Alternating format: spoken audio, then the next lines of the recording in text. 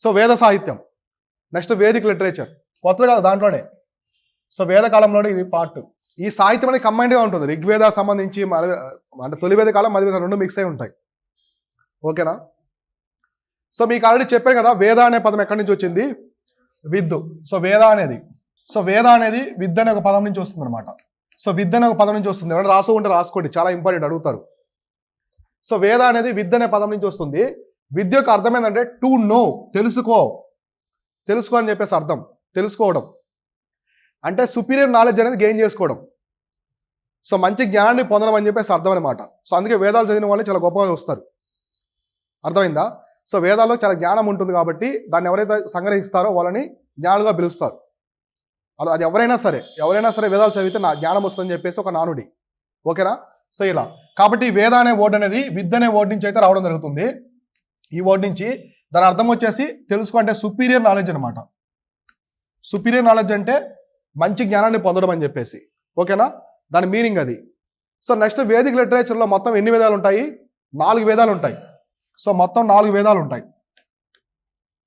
So 4 వేదాలు ఉంటాయి. ఈ వేదాలు అనేవి ప్రపంచంలోనే అతి పురాతనమైన గ్రంథాలు. సో వరల్డ్స్ ఎర్లియస్ట్ టెక్స్ట్ అనమాట. World's earliest text. సో మన భూమి మీద, మన ప్రపంచంలో అతి పురాతనమైన గ్రంథాలు, టెక్స్ట్ ఏమైనా ఉన్నాయంటే, రాసినటువంటి టెక్స్ట్ అయినా ఉన్నాయంటే అవి వేదాలు అనమాట. సో వేదాలకు ముందు ఉన్నటువంటి ఎవిడెన్స్ ఏమి లేవు. సో వేదాలే మొట్టమొదటి అని చెప్పి చెప్పడం జరిగింది. సో ఇది మన ఇండియన్స్ చెప్పిందే కాదు. సో మొత్తం ప్రపంచంలో అందరూ కూడా పరిశీలించి అధ్యయనం చేసి నిరూపించిన విషయం అనమాట. సో వేదాలు అనేవి చాలా అతి పురాతనమైనవి. మొట్టమొదటి గ్రంథాలు మన భూమి మీద అతి పురాతనమైనవి, ఎర్లియస్ట్ కూడా. ఏది? ఆ లిపి సంస్కృతం. అంటే ఇండస్ వ్యాలీ ఉంది కదా, ఇండస్ వ్యాలీ లిపి ఎవరికి తెలియదు కదా అదేంటో, దాన్ని డీకోడ్ చేయలేకపోయారు. ఇప్పుడు ఎవిడెన్స్ అంటే ఏంటి? మనకు దొరికిందే ఎవిడెన్స్గా తీసుకుంటాం. సో దానికి ముందు లిపి ఉన్నది కానీ అవేంటో తెలియదు, చిత్రలిపి అనమాట. కానీ ఒక పదాల జలంలాగా టెక్స్ట్. నేను ఏం చెప్పాను? ఎర్లియస్ట్ టెక్స్ట్ అని చెప్పాను. సాహిత్యం పరంగా చూసుకుంటే బుక్స్ రాయడం, గ్రంథాలు రాయడం ఇట్లా ఉంటాయి కదా. సో అలా మనకి ఎక్కడ ఇండస్ వ్యాలీ సివిలైజేషన్లో బుక్స్ అట్లాంటి గ్రంథాలు రాయరు కదా. ఊరికే రాళ్ల మీద, సీల్స్ మీద, బొమ్మల ముద్రికల మీద వేస్తారు. కానీ టెక్స్ట్ లాగా రాయలేదు. రాగి రేకుల మీద, తామర పత్రాల మీద రాయలేదు. ఓకేనా? ఇప్పుడు ఉంటాయి కదా పామ్ లీవ్స్ అంటారు కదా, తాడి చెట్టు ఉంటాయి, పత్రాలు ఉంటాయి కదా, వాటి మీద రాస్తారు. అలా ఎవరు రాయలేదు అనమాట ఇండస్ వ్యాలీ సివిలైజేషన్లో. అవి స్టార్ట్ అయింది వేదిక్ టైంలోనే. ఓకేనా? సో మనకి ఇలా 4 వేదాలు ఉంటాయి అనమాట. ఇవి టైం పీరియడ్ ప్రకారం వరుసగా ఉంటాయి. మొట్టమొదటి వచ్చేసి ఋగ్వేదం. సో ఋగ్వేదం తర్వాత సామవేదం. సో ఆర్డర్ గుర్తుపెట్టుకోవాలి, ఎగ్జామినేషన్ ఆర్డర్ కూడా అడుగుతాడు. నెక్స్ట్ యజుర్వేదం, నెక్స్ట్ అధర్వణ వేదం. సో ఇలా 4 వేదాలు ఉంటాయి. సో వేదిక్ సివిలైజేషన్లో, వేద సాహిత్యంలో మొత్తం 4 వేదాలు ఉంటాయి. సో రాసుకోండి అవి. సో ఆర్డర్లో ఒకటి, ఫస్ట్ ఋగ్వేదం, తర్వాత సామవేదం, తర్వాత యజుర్వేదం, తర్వాత అధర్వణ వేదం. సో ఇప్పుడు మనకి ఇక్కడ ఏంది? ఇది మాత్రమే మనకి ఎర్లీ వేదిక్ పీరియడ్ అనమాట. సో మనం ఇందాక చెప్పుకున్నాం కదా తొలి వేద కాలం అని చెప్పేసి. సో తొలి వేద కాలం అంటే ఇదే. ఋగ్వేదం మాత్రమే తొలి వేద కాలం. సో ఇదంతా కూడా వచ్చేసి మలివేద కాలం, లేటర్ వేదిక్ పీరియడ్. సో మలివేద కాలం. మనం చెప్పుకున్న చేంజెస్ గుర్తొచ్చాయి మీకు? సో ఫస్ట్లో మనం చెప్పుకున్నాం ఋగ్వేద టైంలో జరిగింది. సో ఋగ్వేదం టైంలో జరిగినటువంటి కూడా మనం చెప్పుకున్నాం. సో ఇంద్రుడు ఉన్నాడు, అగ్ని ఉన్నాడు. సో అక్కడ ఎక్కువ పశుపోషణ ఉండేది. సో రాజుకి చుట్టూ మహిళలు ఉండేవాళ్ళు. సో మహిళలు కూడా డెసిషన్స్ తీసుకునేవాళ్ళు. సభ, సమితి, విధాత, గణ ఇలాంటివన్నీ ఉన్నాయి. మొత్తం చెప్పుకున్నాం. దశరాజ్ఞ యుద్ధం, 10 మంది రాజుల మధ్య యుద్ధం అని చెప్పుకున్నాం. సో మలివేద కాలం అనేది మిగతాదనమాట. సో మహాభారత వారు, కురు పాంచాల ట్రైబ్ అప్పుడే రావడము. సో ఇట్లా ఇవన్నీ ఉండేదన్నమాట. సో మనం కురుక్షేత్ర యుద్ధం కూడా మనకి మలివేద దశకి దగ్గరలో, అంటే తొలివేద కాలానికి చివరిలో మలివేద దశకి దగ్గరలో దొరుకుతుంది అనమాట. ఓకేనా? కురువు ట్రైబ్ అనేది వచ్చిన తర్వాత, ఆ దశరాజ్ఞ యుద్ధం తర్వాత వచ్చినటువంటి కురు ట్రైబ్ వస్తుంది. కొంతకాలానికి, కొన్ని వందల సంవత్సరాల తర్వాత కురువు నుంచి విడిపోతారు పాండవులు, కౌరవులు. సో అన్నదమ్ములు, వాళ్ళ మధ్య జరిగింది రాజ్యం కోసం జరిగిన యుద్ధమే కురుక్షేత్ర యుద్ధం. ఇట్లా సో కాబట్టి ఇలా వేదాలు మనకి ఋగ్వేదము, సామవేదము, యజుర్వేదము, అధర్వణ వేదం ఉంటాయన్నమాట. సో ఇవి అప్పట్లో బ్రిటిష్ వాళ్ళు కూడా చాలా వరకు ట్రాన్స్లేట్ చేసుకున్నారు. సో అసలు ఏముంది వేదాల్లో ఏముంది అని కూడా ట్రాన్స్లేట్ చేసుకున్నారు అనమాట. సో ట్రాన్స్లేట్ చేసింది ఎవరంటే మ్యాక్స్ ముల్లర్ అని చెప్పేసి ఒక చరిత్రకారుడు ఉంటారు బ్రిటిష్ అతనే మన ఇండియన్స్ తిడతాడు. సో మీరు చరిత్ర తెలుసుకునే మూర్ఖులు అని చెప్పేసి ఒక వ్యాఖ్య కూడా చేస్తున్నమాట భారతీయులు. సో వాళ్ళు వచ్చి మేము వచ్చి వీటిని చేసేంత వరకు మీరు ఎవరు కూడా వీటిని చేయలేకపోయారని చెప్పి చెప్తారనమాట. కానీ అప్పట్లోనే మన భారతదేశం అనేది కొన్ని వేల సంవత్సరాలు, అంటే మనకు ఆల్మోస్ట్ 3,000-4,000 ఇయర్స్ బ్యాకే మన వాళ్ళు చాలా అడ్వాన్స్డ్గా ఉన్నారు. సో సాహిత్యం పరంగా కోటల నిర్మాణం కావచ్చు, టౌన్స్. సో మొహంజదారో ప్రపంచంలోని అతిపెద్ద నగరం, మొట్టమొదటి నగరంగా వచ్చింది. సో అట్లా డెవలప్డ్గా ఉన్నారనమాట. సో ఇట్లా ఇవి వేదాలు. ఈ విధంగా 4 వేదాలు ఉంటాయి. అతి పురాతనమైన టెక్స్ట్. మీకు రేపు ఎగ్జామ్లో అడుగుతాడు. So which of the following were the earliest text in the world అంటారు. సో క్రింది వాటిలో ప్రపంచంలో అతి పురాతనమైన గ్రంథాలు ఏమని అడిగితే మన వేదాసు, ఇంకా కొన్ని ఇస్తారు, మయానాగరికి సంబంధించిన బుక్స్ ఏమైనా ఉంటే ఇస్తారు కదా, ఆప్షన్స్లో ఇస్తే ఏంటి వేదాలు. సో వేదాలను గుర్తుపెట్టుకోవాలి. ఇది ఆల్రెడీ స్టేట్మెంట్స్ అడుగున్నాను, అందువల్ల చెప్తున్నాను. సో దీనికి ఒక మీనింగ్ విత్. సో విత్ అంటే సుపీరియర్ నాలెడ్జ్ అనమాట, మంచి జ్ఞానాన్ని పొందడం లేదా తెలుసుకోవడం ఇట్లా. సో ఇది ఇంట్రడక్షన్ వేదాలకు సంబంధించి. అయితే మనకి వేదాస్లో 2 టెర్మినాలజీస్ ఉంటాయన్నమాట. చాలాసార్లు రిపీట్ అయింది ఎగ్జామ్లో, యూపీఎస్సీలో 2 టెర్మినాలజీస్ అనమాట. మీకు ఏం చెప్పాను, ఫస్ట్లోనే చెప్పాను. సో ఈ వేదిక ఏజ్ అంతా కూడా టెర్మినాలజీసే ఉంటాయి, టెర్మ్స్, పదజాలం ఉంటాయి. ఆ పదాలే అడుగుతారు ఎగ్జామినేషన్లో, దానికి మీనింగ్ ఏంటి ఇట్లా అడుగుతారు. సో ఫస్ట్ వచ్చేసి శృతి. శృతి, సో ఈ వర్డ్ ఇక్కడ నుంచి వచ్చిందనమాట శృతి. ఇంకోటి వచ్చేసి స్మృతి. స్మృతి. సో ఫస్ట్ శృతి అంటే ఏంటో చూద్దాం. ఫస్ట్ శృతి అంటే ఏంటి, స్మృతి అంటే ఏంటి.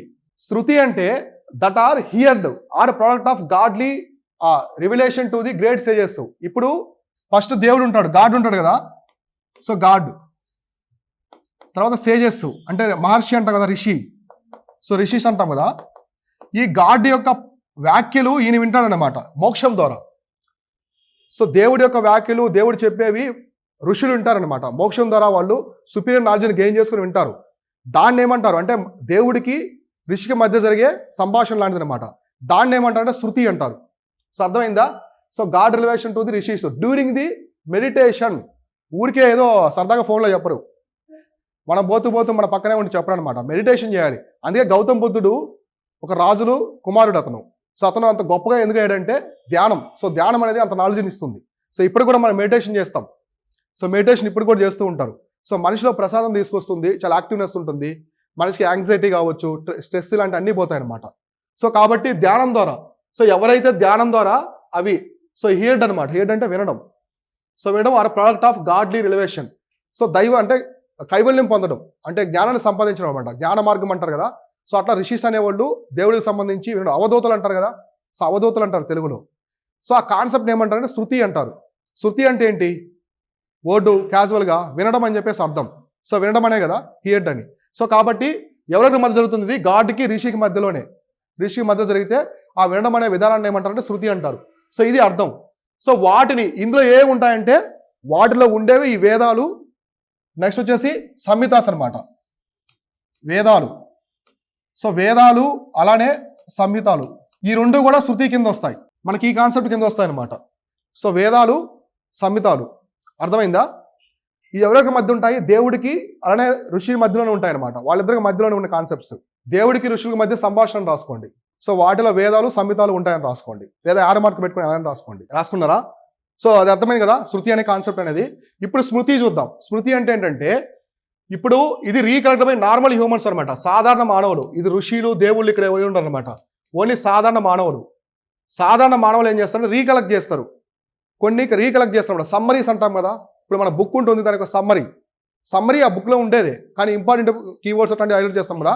అట్లా వీళ్ళు ఏం చేస్తారంటే commentaries, explanations of the Vedas అంటే వేదాలకు సంబంధించి, వేదాలకి సంహితాలు వీటికి సంబంధించినటువంటి కొన్ని సమ్మరీ లాంటి వాటిని కలెక్ట్ చేస్తారు. ఇవి చేసేది ఎవరంటే మానవులు, సాధారణ మానవులు, ఋషులు దేవులకు సంబంధించి కాదు, మామూలుగా ఉన్నటువంటి హ్యూమన్స్ అనమాట. దాన్ని ఏమంటారు స్మృతి అంటారు. సో ఇందులో ఏముంటాయంటే బ్రాహ్మణాస్ అంటారు. ఐతరేయ బ్రాహ్మణ, ఇందా మనం చెప్పుకున్నాం కదా, ఐతరేయ బ్రాహ్మణ అని అదొకటి. నెక్స్ట్ మనకి అరణ్యకాస్ అంటారు, ఫారెస్ట్ లైఫ్ అంటే అటవీ జీవన విధానం ఎలా ఉంటుంది, సో ఇటువంటి కావచ్చు. నెక్స్ట్ మనకి ఉపనిషత్స్ అనమాట. ఉపనిషత్స్ అంటే ఫిలాసఫీ, తత్వశాస్త్రం, అంటే వేదాల నుంచి వచ్చినటువంటి తత్వశాస్త్రం. సో ఇవన్నీ కూడా ఇందులో ఉంటాయి. సో కాబట్టి స్మృతి అంటే రాసుకోండి.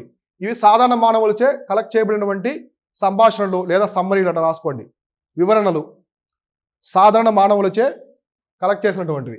సో 6 వేదంగాలు ఉంటాయి, ఉపవేదాస్ ఉంటాయి. ఉపవేదాలు వేదాలు కాకుండా దానికి ఉపవేదాలు ఉంటాయి, మళ్ళీ నది ఉపనది లాగా. సో అట్లా ఉపవేదాలు కూడా ఉంటాయి. సో శృతిలో ఏమున్నాయి, వేదాలు సంహితాలు మాత్రమే ఉన్నాయి. స్మృతిలో వచ్చేసి ఇవన్నీ ఉంటాయి. అంటే స్మృతి అంటే అదేదో కొత్తది కాదు, ఆ వేదాల యొక్క సమ్మరీ అనమాట, ఎక్స్ప్లెనేషన్స్. మీరు ఒక బుక్కి సమ్మరీ తయారు చేస్తారనుకోండి, సమ్మరీ అనేది స్మృతి. సో ఆ బుక్ ఒరిజినల్ బుక్ అనేది శృతి. అట్లా మీరు డివైడ్ చేసుకొని ఎక్స్ప్లెనేషన్ అనేది అర్థం చేసుకోండి. సో ఇందులో ఏముంటాయి రాసుకోండి. బ్రాహ్మణాలు ఇవి వేదాసులో ఉంటాయి. బ్రాహ్మణాసు, అరణ్యకాసు, ఉపనిషత్స్ అనేవి వేదాల్లో ఉంటాయి. సో వేదాస్ యొక్క సమ్మరీస్ అనమాట. సో రిమైనింగ్ వీటి నుంచి కూడా సమ్మరీస్ తీసుకున్నారు. వేదంగాలు ఉన్నాయి, 6 వేదంగాలు ఉంటాయి. సో 6 వేదంగాలు వీటి యొక్క సమ్మరీ తీసుకున్నారు. నెక్స్ట్ ఉపవేదాలు. ఇక్కడ ఉపవేదాసు వేదంగాస్ అనేవి వేదాసులో పార్ట్ కాదు, అవి డిఫరెంట్. ఈ బ్రాహ్మణాసు అరణ్యకాసు ఉపనిషత్స్ అనేవి వేదాల్లో పార్ట్ అనమాట. ఇప్పుడు బ్రాహ్మణాసు అరణ్యకాసు ఈ ఉపనిషత్స్ చెప్పే మొత్తం మ్యాటర్ అంతా కూడా వేదాల నుంచి తీసుకున్నారు. అర్థమైందా?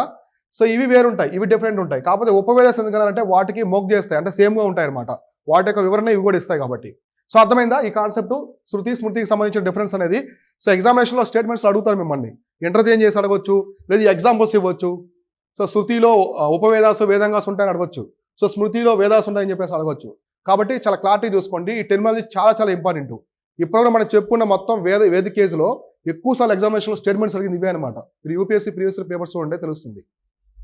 సో నెక్స్ట్ వచ్చేసి ఋగ్వేద. మొట్టమొదటి వేద ఏంటి మనకి? ఋగ్వేదం. అసలు ఋగ్వేదం అంటే ఏంటి, దాంట్లో ఏముంటాయి?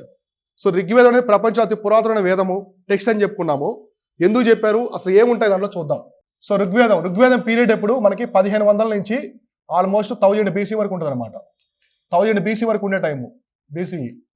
సో ఋగ్వేదం గురించి చూద్దాం. అసలు ఋగ్వేదం అంటే ఏంటి? ఈ అన్ని వేదాల్లో కూడా అతి పురాతన వేదం వచ్చేసి ఋగ్వేదం, ఓల్డెస్ట్ వేద. ఈ పాయింట్ రాసుకోండి, అతి పురాతనమైన వేదం. సో మొత్తం తీసుకొచ్చినటువంటి 4 వేదాల్లోనే అతి పురాతనమైనది. సో మనకి టైం పీరియడ్ ప్రకారం ఇందాక ఇచ్చాను కదా, 4 వరుసగా ఇచ్చాను కదా, అందులో మొట్టమొదటి వచ్చేసి ఋగ్వేదం. మీరు ఆర్డర్ రాసుకోండి, ఇందాక రివర్స్లో రాసుకోకూడదు. సో మీకు యారో మార్క్స్ పెట్టి కూడా ఇవ్వచ్చు వేదానికి సంబంధించి ఆర్డర్లో పెట్టమని చెప్పేసి. సో ఎప్పుడు కూడా కొన్ని విషయాలను కేర్లెస్ చేయకూడదు. ప్రిపరేషన్లో చిన్నవి ఉంటాయి చూడండి, ఫస్ట్ వాటి మీద పట్టు సాధించాలి. ఇవి అడగరలో ఫ్యాక్ట్స్ అనుకుంటాం. సో ఆ ఫ్యాక్ట్స్ అనే స్టేట్మెంట్స్లో అడుగుతారు అనమాట ఎక్కువగా, కాబట్టి అలా. సో అతి పురాతన వేదం అనమాట. ఇంకోటి చూడండి, it is the oldest surviving text which mentions the concept of origin of the universe. ప్రపంచంలో విశ్వం పుట్టుక గురించి చెప్పిన మొట్టమొదటి టెక్స్ట్ కూడా ఇదే అనమాట. విశ్వం పుట్టుక, మన విశ్వం అనేది ఎలా పుట్టింది. సో విశ్వం పుట్టుక గురించి చెప్పినటువంటి మొట్టమొదటి టెక్స్ట్ అనమాట. అదే సర్వైవ్ అయింది. అంటే మన భూమి మీద విశ్వం గురించి ఏదైనా చెప్పి ఆ ఎవిడెన్స్ మన దగ్గర ఉందా అంటే అది వేదాస్ మాత్రమే. సో అతి పురాతనమైన టెక్స్ట్ అని రాసుకోండి. పురాతనమైన గ్రంథం ఏదో ఎలా అని రాసుకోండి. పురాతనమైన సాహిత్యం, టెక్స్ట్, అక్షరాలు ఎలా అని రాసుకోండి.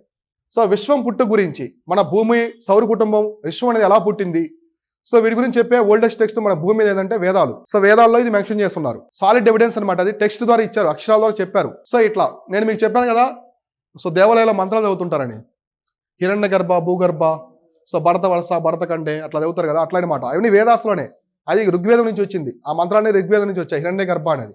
సో హిరణ్య గర్భ అంటే ఆ విశ్వానికి సంబంధించి మన సౌర కుటుంబానికి సంబంధించిన వ్యవస్థ అనమాట. సో భూగర్భ అంటే భూమి. సో ఇట్లా హిరణ్యం అంటే మనకి గోల్డ్ కలర్ కదా. హిరణ్యం అంటే సూర్యుడు ఎలా ఉంటాడు, ఎల్లో కలర్లో ప్రకాశిస్తూ ఉంటాడు గోల్డ్ లాగా. సో అట్లా వచ్చింది మన కాన్సెప్ట్.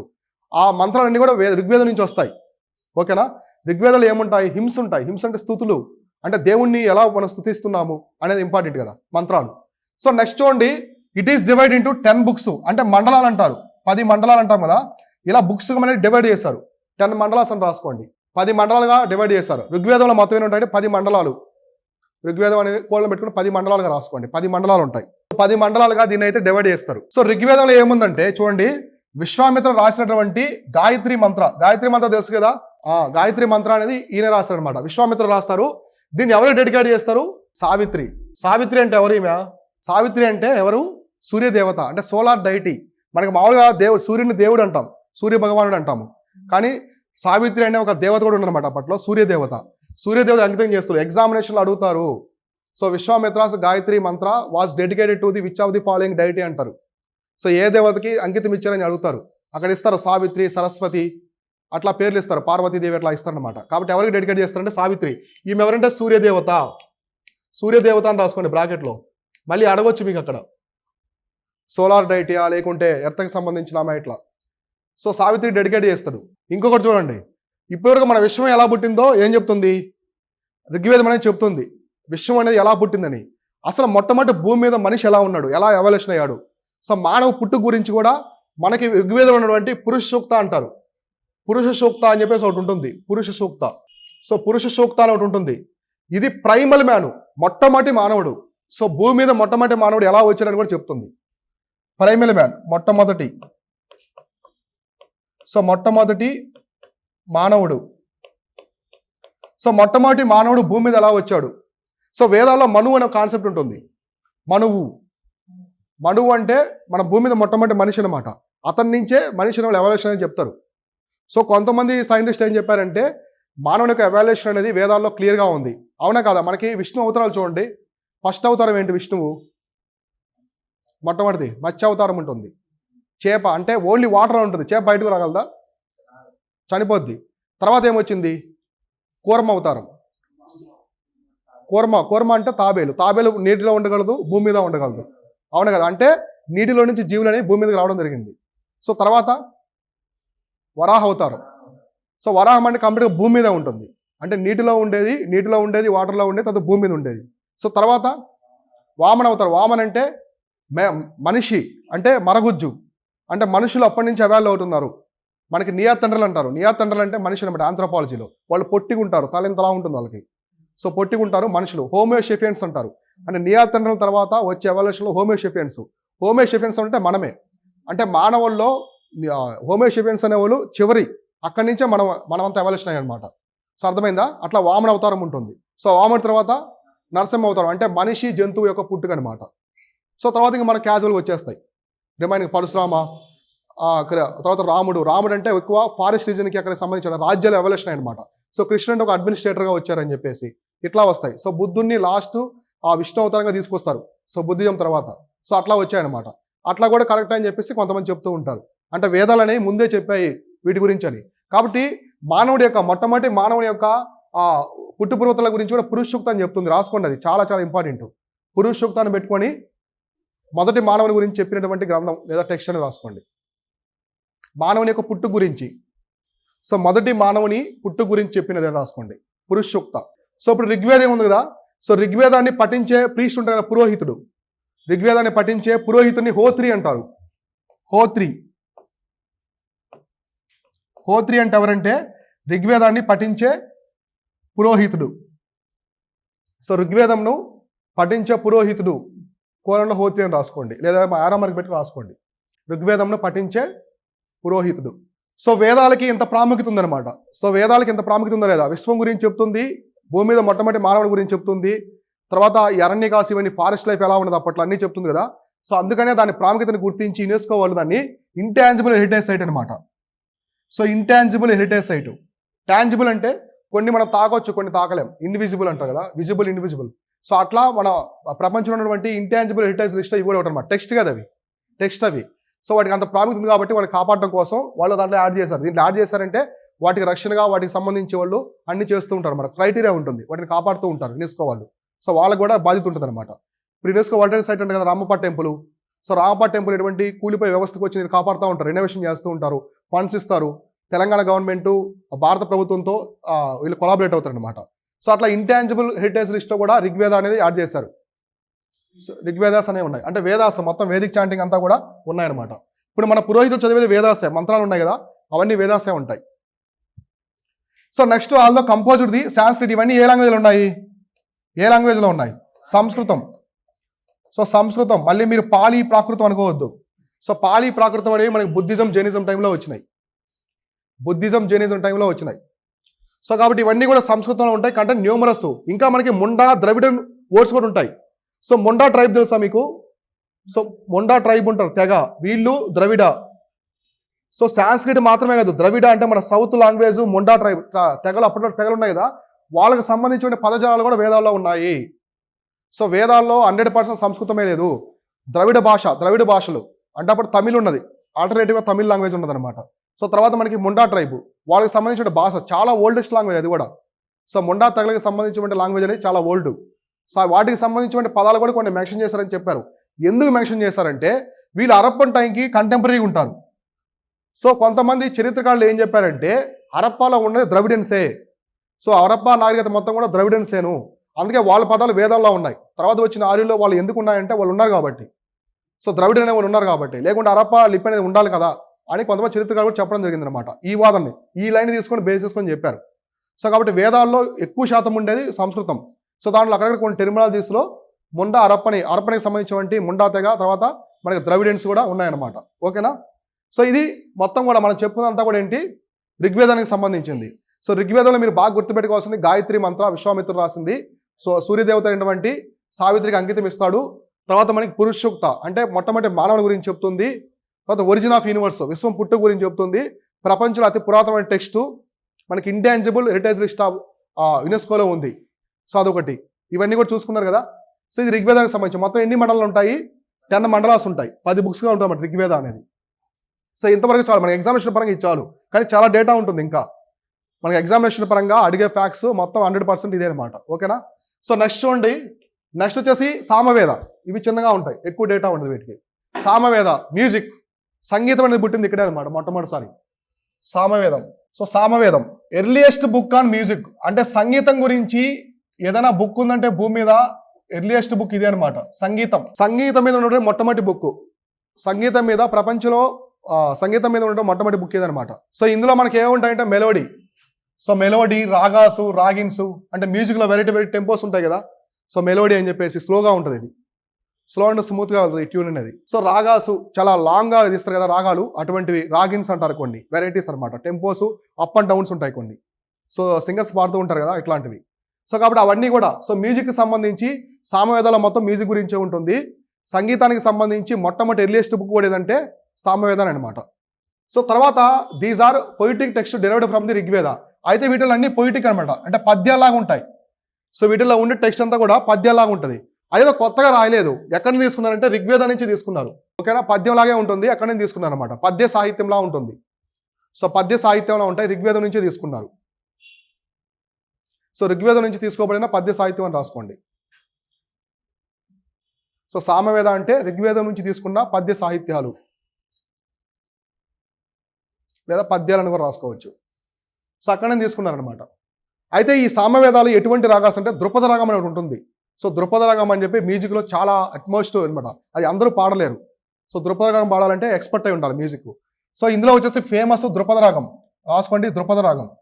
సో ద్రుపద రాగం అనేది ఇక్కడ ఉంటుంది, ఇలా అని రాసుకొని రావద్దు, ద్రుపద రాగం. సో ద్రుపద రాగం అనేది ఈ సామవేదాలు ఉంటుంది అనమాట. సో ద్రుపద రాగం సామవేదాలు ఉంటుంది. దీన్ని బాగా డెవలప్ చేసింది ఎవరో తెలుసా ద్రుపద రాగాన్ని? తాన్సేన్ అనే అతను. ఇతను ఎవరంటే అక్బర్ దగ్గర ఉంటాడు. సో తాన్సేన్ అనే ఒక మ్యూజిషియన్ ఉంటాడు, తాన్సేన్ అంటే ఇతను అక్బర్ ఉంది కదా, అక్బర్. సో అక్బర్ ఎవరు? మొఘల్ సుల్తాను. సో మొఘల్ సుల్తాన్ టైంలో తాన్సేన్ అనే అతను ఉంటాడు, మ్యూజిషియన్. అక్బర్ ఆస్థానంలో ఉంటాడు అనమాట. సో అతని మ్యూజిక్కి అక్బర్ ఫిదా అయిపోతాడు. అందుకే తనని తీసుకొచ్చి ఆస్థానంలో పెట్టుకుంటాడు. సో సంగీతం. సో కాబట్టి తాన్సేన్ అని అక్బర్ కాలంలో ఉండే తాన్సేను ఈ ద్రుపద రాగాన్ని చాలా ఫేమస్ చేస్తాడు. ఇప్పుడు నార్త్ ఇండియాలో చాలా మంది మ్యూజిషియన్స్, హిందుస్థానీ మ్యూజిషియన్స్లో ఇది ఉంటుంది, ద్రుపద రాగం పాడుతూ ఉంటారు. మన సౌత్లో ఉంటే ద్రుపద రాగం. ఓకేనా. సో కాబట్టి ఈ ద్రుపద రాగం అని ఎక్కడ ఉందంటే సామవేదాలో ఉంటుంది. దాన్ని డెవలప్ చేసింది బాగా తాన్సేను. సో ఈ పొయిటిక్ టెక్స్ట్ అనేవి కూడా ఋగ్వేద నుంచి తీసుకున్నారు, ప్రత్యేకంగా లేవు. కానీ అవన్నీ కూడా దేని గురించి చెప్తున్నాయి? సంగీతం గురించి మాత్రం చెప్తాయి అనమాట. కాబట్టి రేపు ఎగ్జామినేషన్లో ఋగ్వేద అంటే హిమ్స్, స్తుతులని గుర్తుపెట్టుకోవాలి. సో మీరు ఎలా రాసుకోవాలంటే, సో ఫస్ట్ ఋగ్వేద అంటే హిమ్స్ ఇలా అడుగుతారు ఎగ్జామినేషన్లో. సో సామవేద అంటే మ్యూజిక్, సో ఇలా అడుగుతాడు. నెక్స్ట్ ఇంకో వేదం చూద్దాం, రిమైనింగ్ కూడా చెప్తాను. ఋగ్వేదము స్తుతులు అని రాసుకోండి. ఋగ్వేదము కోలన స్తుతులు స్తుతించడం అంటారు కదా, స్తుతులు, సంగీతం. సామవేదం అంటే సంగీతం. సో రిమైనింగ్ చూద్దాం. సో అర్థమైందా సామవేదం గురించి? ఏం లేదు, సామవేదం గురించి ఒకటే గుర్తుపెట్టుకోవాలి, సంగీతం ద్రుపద రాగం. అది టెర్మినాలజీ ఎక్కడ తీసుకున్నట్టు ఋగ్వేదం నుంచే. ఆ 3 వర్డ్స్ గుర్తుపెట్టుకోండి.